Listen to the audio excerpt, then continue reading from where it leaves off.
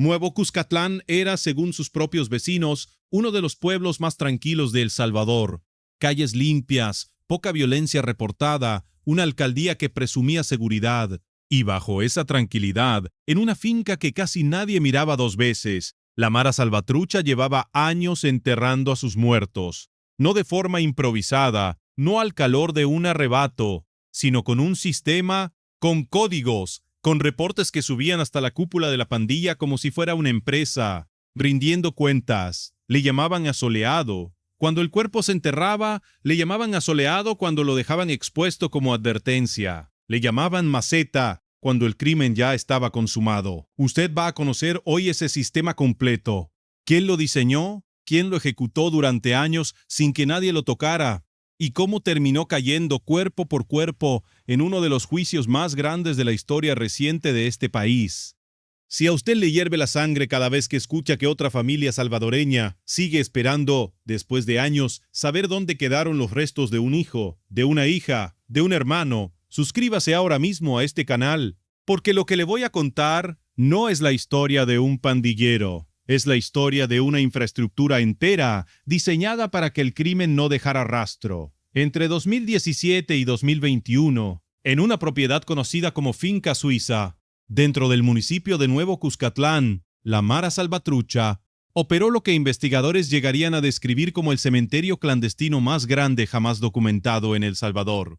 Los primeros reportes oficiales hablaron de 26 cuerpos. Con el paso de los meses y conforme avanzaban las excavaciones, esa cifra creció. Versiones posteriores filtradas desde el propio proceso judicial hablan de más de 200 personas enterradas en ese único predio a lo largo de esos 4 años. 200 vidas completas interrumpidas de golpe. 200 familias que, muchas de ellas, todavía hoy no saben con certeza absoluta qué fue lo que realmente pasó.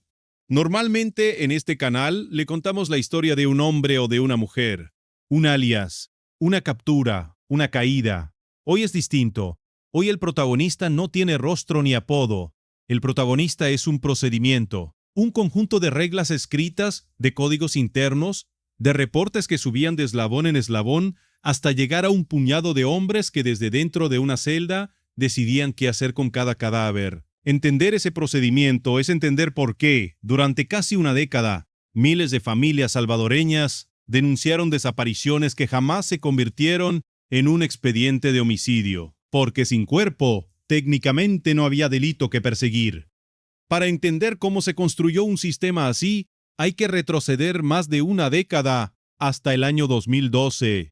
Fue entonces cuando el gobierno de Mauricio Funes, a través del negociador Raúl Mijango, impulsó una tregua entre las pandillas y el Estado. La cifra de homicidios cayó de forma dramática y el gobierno de entonces la presentó como un logro histórico. Pero casi de inmediato empezaron las sospechas. ¿Realmente estaban matando menos o simplemente habían aprendido a esconder mejor a sus víctimas? El entonces ministro de Seguridad, David Munguía Payés, negó públicamente que las desapariciones hubieran aumentado. Los años posteriores demostrarían lo contrario. Fue durante esa misma época cuando la MS-13 perfeccionó una doctrina que sus propios operadores resumían en 4 palabras: sin cuerpo, no hay delito. Si la policía no encontraba un cadáver, no había escena del crimen que investigar, no había forma fácil de vincular un homicidio a nadie.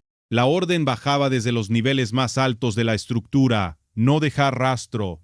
Las propias cifras oficiales de esos años terminarían delatando la maniobra. En 2011, la Policía Nacional Civil registró 1,267 denuncias de personas desaparecidas. Un año después, en plena tregua, las denuncias subieron a 1,564, pero el número de personas que seguían sin aparecer para la primera semana de enero se reportó apenas en 612. El propio Mijango presentó esa reducción de ante la Comisión de Seguridad Pública de la Asamblea Legislativa como uno de los grandes logros del proceso de paz que estaba negociando. Comparar esas 2 cifras, sin embargo, era comparar cosas distintas. Denuncias totales contra personas que continuaban desaparecidas. Cuando se le señaló la inconsistencia, el propio ministro de Seguridad terminó reconociendo que la comparación no tenía sustento técnico. Bajo esa cortina de estadísticas confusas, mientras el país celebraba una baja histórica en homicidios, la maquinaria de desapariciones seguía funcionando exactamente igual, solo que ahora quedaba fuera de las estadísticas oficiales de muertes violentas.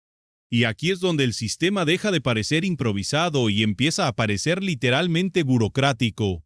La Mara Salvatrucha, según se ha detallado en las audiencias del megajuicio contra sus máximos líderes, contaba hasta el año 2022 con 34 programas territoriales repartidos dentro y fuera de El Salvador, agrupando cerca de 230 clicas bajo una jerarquía estricta. Primero los ranfleros históricos, luego los mandos en libertad, después los corredores de programa y finalmente las clicas y sus homeboys en la base. Cada nivel tenía una función y cada homicidio, por increíble que suene, generaba un reporte interno. Ese reporte incluía el nombre de la víctima, el motivo del asesinato y la modalidad exacta con la que se había resuelto el caso. Los pandilleros usaban 3 términos para clasificar cada hecho. A1, si el cuerpo terminaba enterrado en un lugar oculto. Asoleado, si se dejaba expuesto en la vía pública, casi siempre como mensaje de control hacia una comunidad entera. Y maceta, la jerga interna para referirse a un crimen ya ejecutado y cerrado. Toda esta información se centralizaba y llegaba hasta los cabecillas encarcelados, quienes supervisaban y validaban cada paso desde dentro de las prisiones del país. Existía además lo que la propia estructura llamaba válvulas abiertas, autorizaciones que los altos mandos concedían a miembros específicos para ejecutar homicidios contra rivales, contra policías, contra militares o contra los llamados soplones dentro de sus propias filas. Absolutamente nada se hacía jamás sin luz verde desde arriba. Ni un solo cuerpo terminaba jamás bajo tierra sin que alguien, en algún punto exacto de la cadena de mando, lo hubiera autorizado primero. Y por si esto fuera poco, la organización mantenía un documento interno, una especie de reglamento no escrito que sus propios miembros llamaban el testamento. 103 reglas que regulaban desde los castigos por faltar el respeto a un líder hasta la pena de muerte para quienes cometieran violaciones sin autorización. Incluso existía una norma que prohibía agredir a los familiares de otros integrantes, un código de conducta criminal redactado con el mismo cuidado que una empresa dedica a su manual de procedimientos. 103 reglas. Deténgase un momento en esa cifra. No es una lista improvisada de amenazas verbales que un cabecilla suelta en un momento de furia. Es un cuerpo normativo completo, con capítulos, con jerarquía de faltas, con procedimientos de apelación interna para quienes se sentían injustamente castigados dentro de la propia estructura. Analistas que han revisado el documento durante el megajuicio lo describen como el mapa completo del funcionamiento de una organización que hasta hace apenas unos años controlaba de facto extensos territorios del país, parqueos, transporte, comercio local, cobro de rentas casa por casa, un estado paralelo con sus propias leyes, su propio sistema judicial interno y, como ahora sabemos, su propio protocolo funerario clandestino para procesar a quienes ese sistema decidía eliminar. Pero hay algo que este sistema no calculó bien, y es precisamente lo que vamos a contarle ahora. Nuevo Cuscatlán, ese municipio que hasta entonces se consideraba uno de los más seguros del país, terminó siendo el lugar donde toda esta maquinaria empezó a desmoronarse frente a los ojos de todos. En febrero de 2022, investigadores de la Fiscalía llegaron hasta una finca en las afueras del municipio, siguiendo información que apuntaba a fosas clandestinas. Lo que encontraron superó cualquier cálculo inicial. 26 cuerpos exhumados uno por uno bajo la vigilancia de la Policía Nacional Civil y de la Fuerza Armada, que rodearon el predio para impedir cualquier interferencia mientras los peritos forenses trabajaban. El entonces ministro de Justicia y Seguridad, Gustavo Villatoro, confirmó públicamente el hallazgo. La noticia recorrió el país en horas. Los vecinos, que durante años habían vivido a metros de distancia sin sospechar nada, hablaban de indignación y de miedo. El pueblo tranquilo, el que aparecía en los reportes como modelo de convivencia, había estado sentado literalmente sobre un cementerio que la pandilla usaba como bodega de cadáveres. Imagínese la escena: soldados formando un perímetro alrededor de un terreno que un mes antes cualquiera hubiera cruzado sin pensarlo 2 veces, equipos forenses avanzando con extremo cuidado, cuadrícula por cuadrícula, marcando cada punto donde el suelo mostraba señales de haber sido removido. Cada osamenta que salía de la tierra representaba al mismo tiempo una prueba judicial y una posible respuesta para alguna familia que llevaba años esperando. El trabajo no fue de un solo día. Se extendió durante semanas, mientras la cifra inicial de 26 cuerpos confirmados empezaba a quedarse corta frente a lo que realmente había bajo esa tierra. La fiscalía explicó durante la presentación de pruebas que enterrar los cuerpos no era el único método que utilizaba la estructura. En varios de los 118 casos documentados para el Departamento de la Libertad, los cadáveres eran incinerados y sus restos dispersados deliberadamente, precisamente para dificultar cualquier trabajo posterior de identificación forense. No hablamos entonces de un solo procedimiento, sino de un menú de opciones que la organización aplicaba según las circunstancias: enterrar cuando había tiempo y terreno disponible, incinerar cuando se necesitaba borrar evidencia de forma más definitiva, y exponer el cuerpo en la vía pública cuando el objetivo era enviar un mensaje de control hacia una comunidad entera. Cada decisión respondía a un cálculo. Nada quedaba librado al azar. 9 personas fueron capturadas en los primeros días de la investigación, vinculadas directamente al manejo del predio y a la operación de ocultamiento.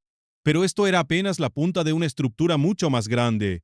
Conforme avanzaban las pesquisas, la Fiscalía comenzó a conectar Finca Suiza con una acusación mucho más amplia: 118 crímenes entre homicidios y desapariciones, atribuidos a la Mara Salvatrucha en todo el Departamento de la Libertad, cometidos por plicas de los programas conocidos como Libertad, Delicias y Puerto de la Libertad. Entre las 131 víctimas documentadas en ese expediente había menores de edad, personas adultas mayores, y un caso que conmocionó especialmente a la opinión pública, el de la futbolista Jimena Granados. La Fiscalía expuso ante el Tribunal Sexto contra el Crimen Organizado que la estructura no solo enterraba cuerpos, en varios casos los incineraba y dispersaba las cenizas, precisamente para dificultar cualquier intento posterior de identificación.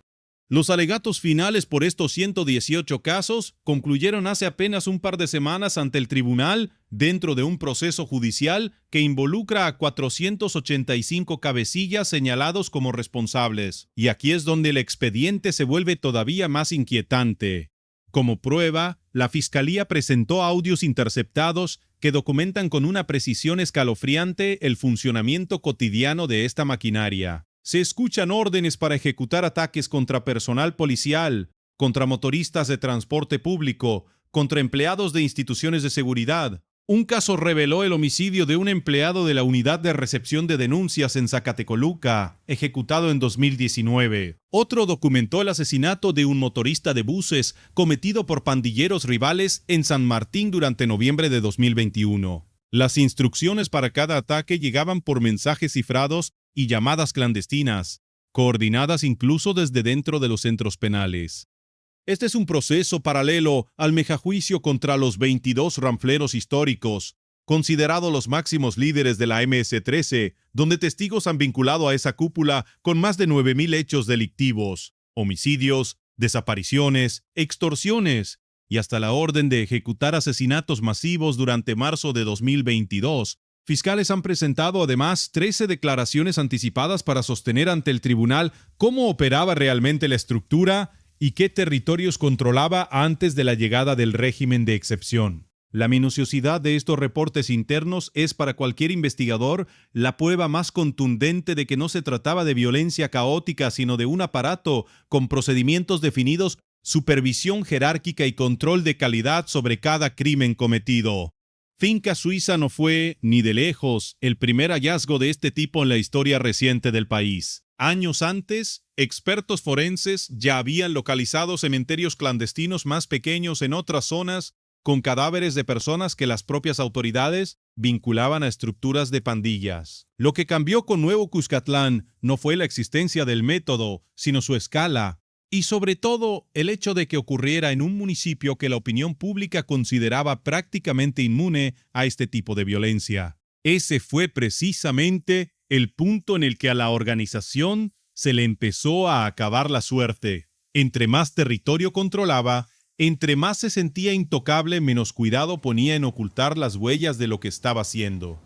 ¿Y sabe usted qué es lo más perturbador de todo esto? Que durante años, mientras este sistema funcionaba con la disciplina de una corporación, el Estado salvadoreño mantuvo en secreto buena parte de lo que ya sabía. En 2021, la Fiscalía General de la República declaró reservada Por un plazo de 7 años, la información relacionada con al menos 51 cementerios clandestinos identificados en distintos puntos del país. 51 lugares como finca suiza. 51 posibles respuestas para familias que llevan años buscando. Y mientras esa información permanecía bajo reserva, las madres, los padres, los hermanos de las víctimas seguían tocando puertas que nadie les abría.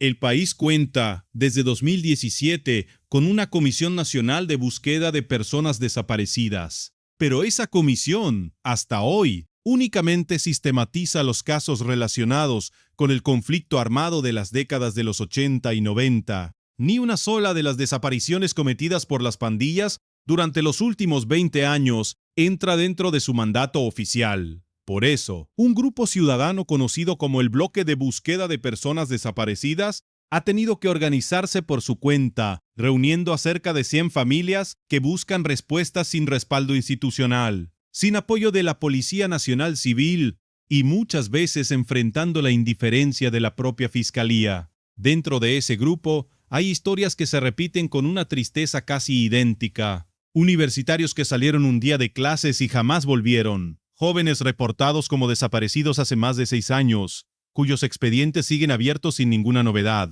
Familias que colocan afiches con fotografías en espacios públicos porque es lo único que todavía pueden hacer. Para dimensionar la magnitud real de este fenómeno, basta revisar otro dato que salió a la luz durante audiencias relacionadas. Entre 2012 y 2022, más de 500 empleados estatales, la mayoría policías, y se dispone al pecado efectivo con las valerías que ya penían, se abren sido con las vales contra las cestas de agua con micarno, pero para terminarse tener a la ventaja, se queda otro escena, operaciones especialmente albicenados, para con los vales con los pecados, habrían sido asesinados por la MS-13 en distintos puntos del país, muchos de ellos bajo la misma lógica de ocultamiento que rigió en finca suiza. Y esa cifra corresponde solamente a funcionarios públicos. No incluye a los comerciantes que se negaron a pagar renta, ni a los jóvenes que se resistieron a ser reclutados, ni a los familiares de pandilleros que la propia organización decidió eliminar por sospecha de traición. El testamento de 103 reglas que mencionamos antes contemplaba, de hecho, procedimientos específicos para cada uno de estos escenarios, todos canalizados eventualmente hacia el mismo destino. Un reporte interno, una autorización desde arriba y después silencio. Una madre que integra ese bloque lleva 6 años buscando a su hijo, un estudiante universitario de 22 años, que un día salió de su casa y nunca regresó. Su rostro, impreso en afiches, aparece hoy en prácticamente cualquier espacio público de la capital, porque ella misma se encarga de colocarlos una y otra vez, con la esperanza de que alguien reconozca algo, de que aparezca una pista, de que el nombre de su hijo deje de ser uno más entre los miles que este país todavía no logra contar con precisión. Historias como la suya no son la excepción dentro del fenómeno de las desapariciones forzadas por pandillas, son lamentablemente la norma. Miembros de organizaciones civiles que acompañan a estas familias insisten en un punto que pocas veces aparece en los titulares. Cada persona desaparecida tenía un nombre, una historia, un hogar que sigue esperando. Y detrás de cada expediente judicial contra un cabecilla, hay todavía una pregunta sin responder sobre dónde está su cuerpo. Aquí está el contraste que usted necesita entender. El gobierno de Nayib Bukele ha desplegado con toda razón una enorme campaña de comunicación alrededor de este megajuicio, presentándolo como la demostración definitiva de que el Estado finalmente le puso fin a la impunidad de las pandillas. Y en gran medida es cierto. La estructura que sostenía este sistema de desapariciones está siendo desmantelada pieza por pieza, cabecilla por cabecilla, en un tribunal que hace apenas una década habría sido impensable. El régimen de excepción cambió por completo la ecuación de poder que permitía a la Mara Salvatrucha operar con esa impunidad territorial. Pero hay una pregunta que ese mismo proceso judicial, hasta ahora, no ha logrado responder con claridad. ¿Dónde están todos los cuerpos que todavía faltan? Porque condenar a los responsables no es lo mismo que devolverle a una familia los restos de la persona que perdieron. Organizaciones que acompañan a estas familias han señalado directamente que En medio de todo el aparato judicial desplegado contra los cabecillas, el tema específico de los desaparecidos y la localización de sus cuerpos ha quedado prácticamente fuera del enfoque oficial. Aunque este capítulo del expediente se va cerrando en los tribunales, hay cabos que todavía no se han jalado. Finca Suiza fue apenas uno de más de 50 cementerios clandestinos que la propia Fiscalía reconoce haber localizado en distintos puntos del país. La mayoría de esos lugares permanece bajo reserva. La mayoría de esas familias sigue esperando. Y mientras el sistema que diseñó los códigos H1, asoleado y maceta cae poco a poco ante los tribunales, la pregunta que queda flotando es tan simple como devastadora. Si encontraron 51 cementerios, ¿cuántos más existen todavía en algún terreno tranquilo, bajo la mirada de vecinos que jamás sospecharían nada, exactamente como pasó en Nuevo Cuscatlán? Esta historia importa por una razón que va mucho más allá de un solo caso judicial. Demuestra que el terror de las pandillas en El Salvador nunca fue solo violencia improvisada, sino una estructura administrativa del horror, con reglas, con jerarquías, con reportes internos que funcionaban con la frialdad de cualquier sistema corporativo. Antes del régimen de excepción, ese sistema operaba prácticamente sin fricción. Territorios enteros bajo control de la pandilla, comunidades que aprendieron a no preguntar y un aparato estatal que durante años careció de la voluntad o de la capacidad para desmontarlo pieza por pieza. Lo que cambió a partir de 2022 no fue solamente la cantidad de capturas. Fue la posibilidad por primera vez de entrar a fincas como esta sin que un pandillero armado decidiera si la fiscalía podía pasar o no. Piense con calma en lo siguiente. Un tribunal puede condenar a 485 cabecillas, puede sumar cientos de años de cárcel acumulados por cada uno de ellos. Puede cerrar el capítulo judicial de este expediente con una sentencia contundente y ejemplar, pero ninguna de esas condenas por sí sola le devuelve a una madre el cuerpo de su hijo. La justicia penal y la justicia para las familias de los desaparecidos, en este caso, corren por caminos completamente distintos, y hasta este momento, solo uno de esos dos caminos ha logrado avanzar con verdadera claridad ante los ojos del país. Y aún así, con todo ese avance, sigue faltando la pieza más humana de todo este expediente: los nombres, los rostros, los cuerpos que todavía no tienen un lugar donde sus familias puedan finalmente despedirse. Ese descubrimiento abre una pregunta que este canal va a seguir investigando. ¿Cuántos de esos 51 cementerios clandestinos siguen exactamente igual que estaban el día en que fueron identificados, esperando que alguien finalmente los abra? ¿Y cuántos más existen todavía sin que nadie, ni siquiera la propia fiscalía, sepa con exactitud dónde buscar?